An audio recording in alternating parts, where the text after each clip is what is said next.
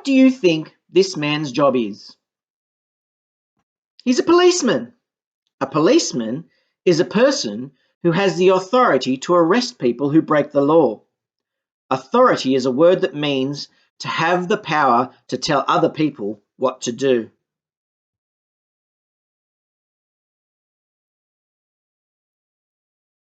This is another person who has authority. What do you think she does? No, she's not a librarian. She's a teacher. She has authority over children. She can tell the children what to do. She can say line up, she can say sit down, she can say come here, and the children have to do what she says.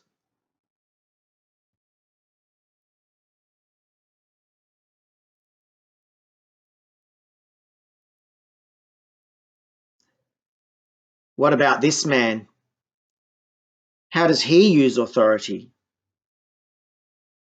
He is a judge. A judge can decide whether you are innocent or whether you are guilty. He has authority to decide whether you go to prison or whether you go free. He has very important authority.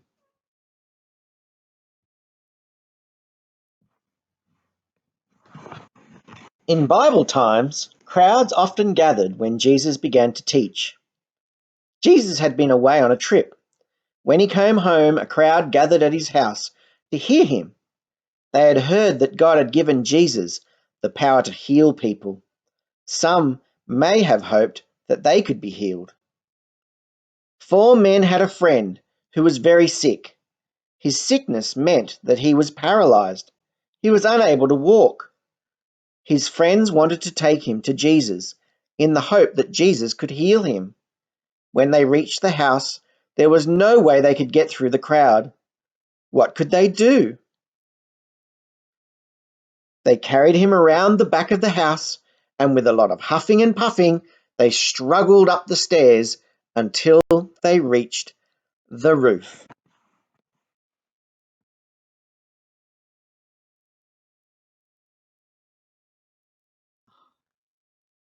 Inside the house, Jesus was speaking to the crowd, most of whom were either Pharisees or teachers of the law. They had come from every town in the country. Perhaps they wanted to see for themselves whether what they had heard about Jesus was true.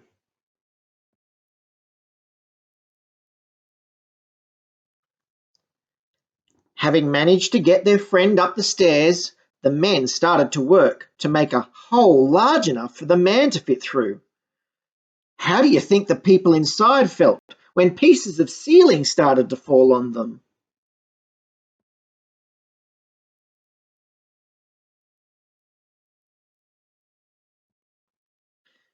At last they felt the hole was large enough.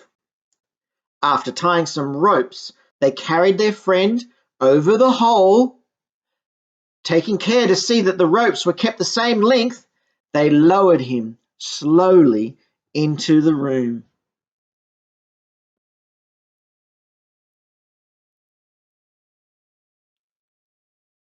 As the people sat there, the body of the man appeared in the gap above their heads. At a signal from the men above, the man slid down into the room. After they felt the man reach the floor, the 4 friends looked down to see what would happen. Looking up at them, Jesus could see that they believed he could heal their friend. The man on the floor looked up. He also had faith in what Jesus could do. He must have been surprised when Jesus said to him, "Son, your sins are forgiven." This is not what he had been expecting. The teachers of the law hadn't expected that either. They were very annoyed. Although they didn't say it out loud, what they were thinking was, why would Jesus say such a thing? He must think he is God. Only God can forgive sins.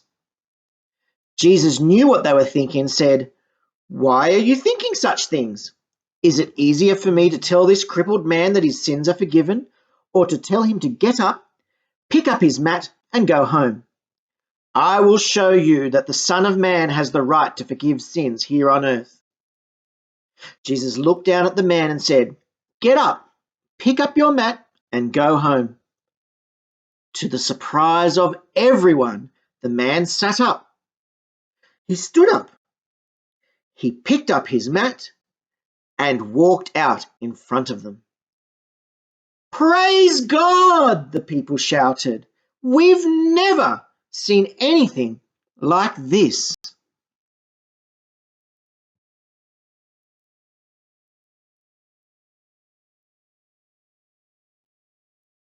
When we see a man in a blue uniform stopping traffic, we know that he is a policeman.